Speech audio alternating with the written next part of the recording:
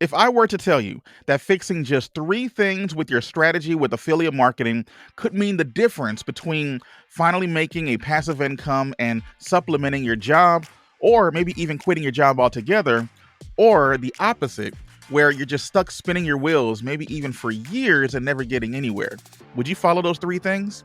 Well, I became a full time affiliate marketer and blogger after about 18 months by following these types of rules. So let's go ahead and discuss how you can avoid the traps and pitfalls and skip to the front of the line and finally get the passive income business you've been looking for. Let's discuss.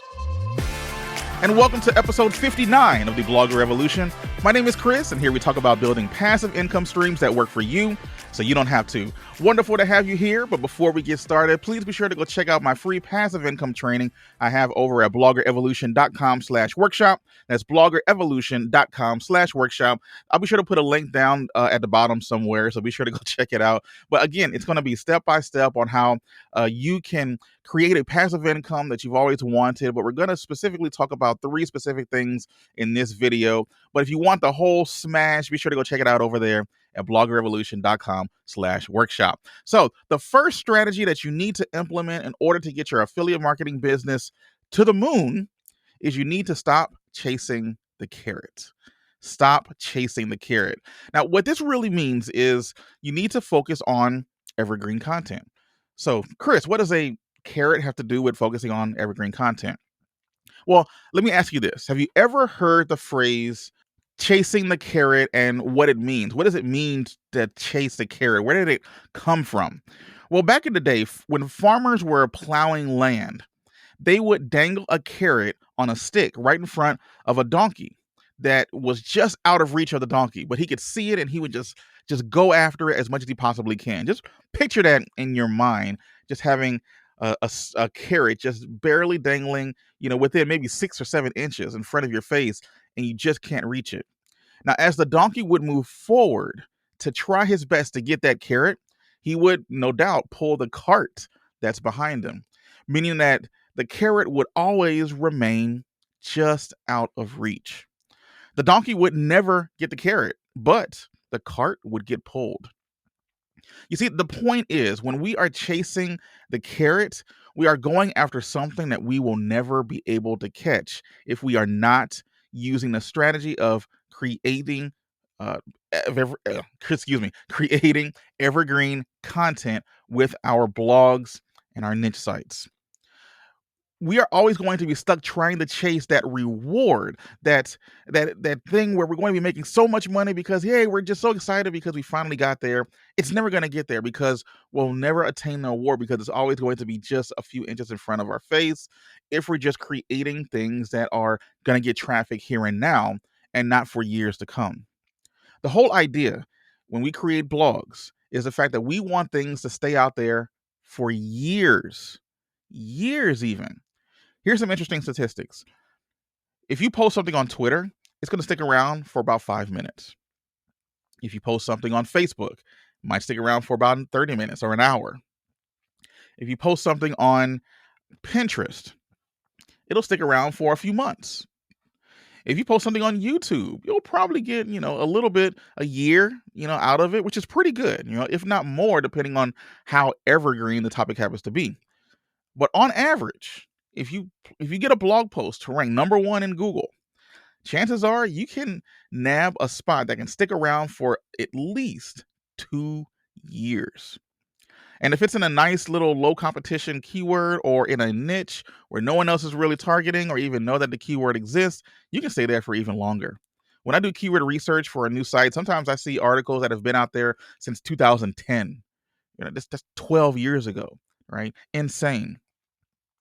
And that's all because they went after evergreen topics that are going to be asked now, topics that are going to be asked in 5 years, in 10 years, in 12 years for some of the ones that I've seen.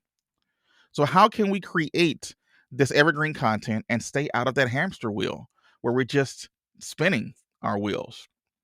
Well, instead of constantly just writing a review of this product and a review of that product, yes, it will make us money in the short term. But we need to start writing more how-to type articles, list type articles for the best this or the best that, as long as it is in in line in our niche for what it is that's going to be searched for a really long time. So, just for an example, in the golfing niche, golfing is not going anywhere anytime soon. So, if you were to create the best golf irons or something like that and work hard to get it onto the first page and then there for a while, you're going to be getting some pretty good income for a decent amount of time. But what if you went something a little deeper that maybe not a lot of people know about? Maybe it's the best MOI putters. I mean, I know what MOI putters are, but Google it. You might find my website. But just saying, if you create something right there that a lot of people don't know about, but really the insiders do, yeah, it's not going to get a ton of traffic, but it's going to stay on the first page of Google for a very long time. And you can always monetize it for quite a while as well. These articles usually take longer to rank because when we're doing competitive keyword research, it's not going to always be zero competition because these are money keywords. These are keywords people are going to be making a decent amount of money with, so people are going to go after them. So it might take us a little longer to rank for it, and maybe a little bit of extra work to make sure that it's optimized just the way it needs to be in order to rank. But once it's ranking, and we're getting the money from it. So stop chasing the carrot. Go after evergreen content that's going to rank for years, and people are going to be asking these questions for years. Now, the next thing that you need to do if you want your affiliate marketing business to soar is stop forgetting the obvious. And this is what I mean by that is don't forget about SEO. In fact, don't ignore SEO. I come across a lot of people who have started blogs. And when I look at a lot of their blogs, one thing that they just are forgetting about, are ignoring, are just paying no attention to is search engine optimization. This is everything. You need to get search engine optimization right. The key is with blogging is we have to realize that we're doing this as a business. We are wanting to make money from it. And creative writing just for the sake of writing or writing just to tell what we did yesterday, that type of blogging is dead. That type of blogging died a while ago. And the chances of it ranking today are pretty slim. And people wonder why they're not getting enough traffic to their sites. It's because they are ignoring the fundamentals of SEO. But the beautiful part of it is that a lot of people who look at SEO think it's complicated or it takes too much time and effort to learn it. But to be honest, SEO is not difficult.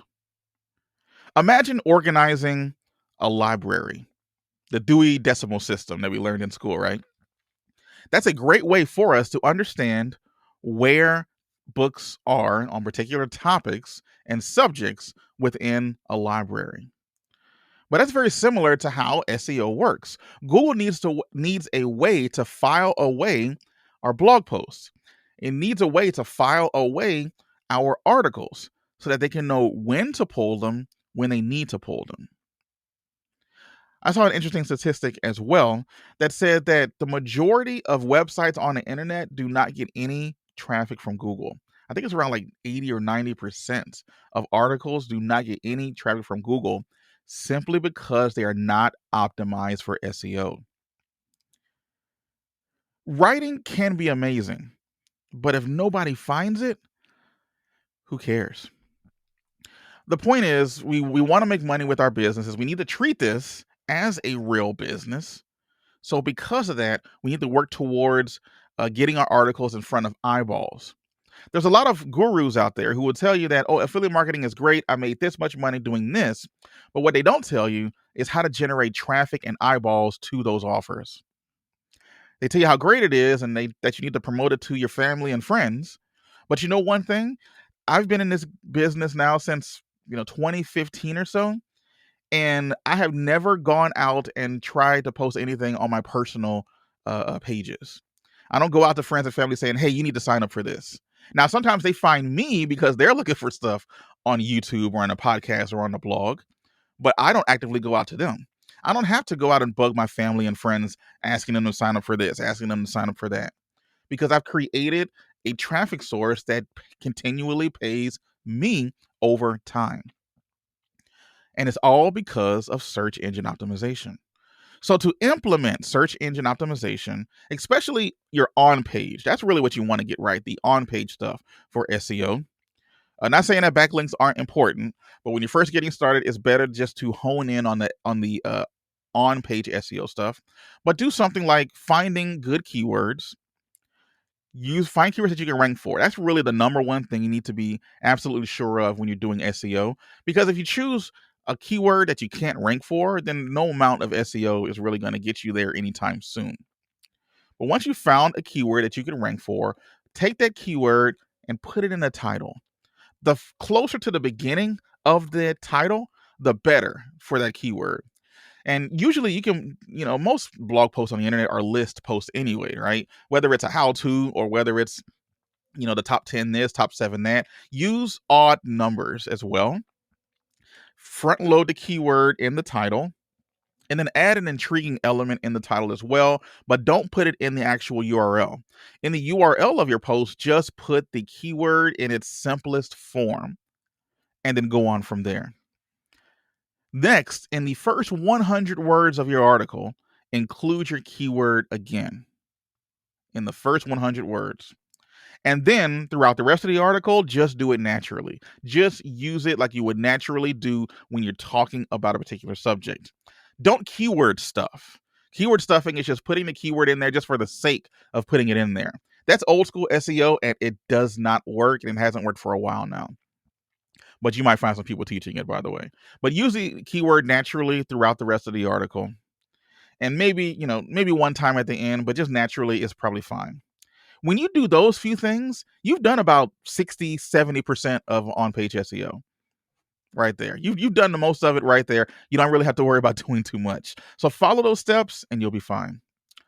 And on number 3, this is the third point that you need to make sure that you do absolutely right, because this is probably the biggest of all of them when it comes to really making your affiliate marketing business worth something. And that's doing me before you. That's the thing you need to avoid. Don't do me before you. Do you before me. Meaning, don't prioritize selling over helping. Don't prioritize selling over helping. Did you know that according to Google, 53% of people, before they make a purchase decision, will Google it? 53 people. Now, in a world where I believe around 4 billion people use Google on a daily basis, it's kind of insane. More like 3.5 billion, 40 billion, whatever. It's billion with a B. It's a really big number. Usually they will Google it something before they actually make a purchase. I Google stuff before I make a purchase, especially if it's going to be a big purchase. I want to make sure I'm not buying trash. I want to make sure I'm buying something that's quality. So I Google it, see what a couple of articles are saying about it, see what a couple of blogs might be saying about it, and watch a YouTube video on it. Get as much information as I possibly can before I have to make that decision. In fact, I recently bought a video game for my son, Benji, and I researched a lot of it. I wanted to see what other parents had to say about it. I wanted to see what the ratings were. How old should you be? What's the recommended age for playing this game? Was it fun? That's really a big thing, right? Is this game fun? Now, it's nice to read the review and it's nice to go to Nintendo and see what they have to say about it, but I want to see what, the dad around the corner who actually bought the game and played it with his son and how he had fun with it. That's what I want to know. And that's the kind of information that you're going to only find within blogs. With so many people Googling stuff before they buy, we need to prioritize helping versus just selling in these reviews because people are reading them. But if we just say there, hey, click this and go buy it because I bought it and I thought it was great and just leave it at that, it's not going to give a very good experience. In fact, Google has recently come out and said how they would like reviews to be in a particular way. Now, it's a few things that we need to go into, and in fact, I go into it in great deal in my course that you can check out down in the description below as well. But I'll leave a description as well to what Google actually said in terms of how they want their reviews to be written. The thing is, the helpful content update that just came out recently is another thing that's going to be coming out and attacking these low quality blogs that aren't providing anything, where they're just trying to get people to buy stuff. There's a thing where I think Gary Vaynerchuk, he has the book Jab, Jab, Jab, Right Hook. And the idea of that entire thing is just you need to provide as much value as possible over and over and over again. Just keep jabbing. And then eventually you can ask for something back. But you got to front load it. Think about when you go to a car dealership or something like that. Usually, when you first get there, they ask you what? Hey, can I give you some water? Would you like some popcorn? You want a coffee? You want something? They are immediately trying to tip the scales in their favor so that you are more likely to listen or more likely to sit down and talk about a car. We need to do the exact same thing when it comes to our blogs. Lead with value early and quickly and over, jab, jab, jab. And then once we've provided the value, given a unique perspective on it that's probably different than anything else you would find on the internet, then and only then do you ask for the return. Notice you don't take, you don't give, and then take. You give, and then ask. And that's going to do much better for your affiliate marketing business than anything else. Think about how you can provide all of the necessary information and hands on experience about any product that you might be reviewing just to help them make a good decision. Now, here's a pet peeve that I have about reviews is that at the end, you finally read this nice review. They had everything that you were looking for, but then they say, well, it depends on if you need to buy it or not because of this or because of that. Have a definitive yes or no. Should I buy this product? Give people exactly what they need to know. If you recommend it, recommend it. If you don't. And a little ninja trick that you can do at that point, if you don't recommend it, link them to something else on your website that you would recommend. That way you could still hopefully make some affiliate commission from that as well. So to sum this all up kind of quickly, number one, you need to stop chasing the carrot, meaning you need to create evergreen content. The next thing you have to do is make sure that you stop ignoring SEO. Stop forgetting the obvious. Use the tricks that we talked about to make sure that your SEO is on point. And then finally, prioritizing helping versus selling. Help people first, jab them again, and then jab them some more, and then finally ask for the right hook or for the ask for them to go through and make a purchase. So with all of this stuff we've talked about with affiliate marketing, that's no doubt one of the best ways in which to make money online. It's one that I've used for years, and I definitely recommend you use it as well. So to get a full understanding on how I was able to use affiliate marketing and how you can do it as well, be sure to go check out the link down in the show notes and description below, bloggerevolution.com/workshop. That's bloggerevolution.com/workshop. I have a free training that will show you step by step how you can make this process really not as difficult as many others trying to make it out there and make a really good living with affiliate marketing. So thanks so much for watching. Be sure to follow me on Instagram at Chris Miles Official if you want to follow me there, and I'll see you later. Bye.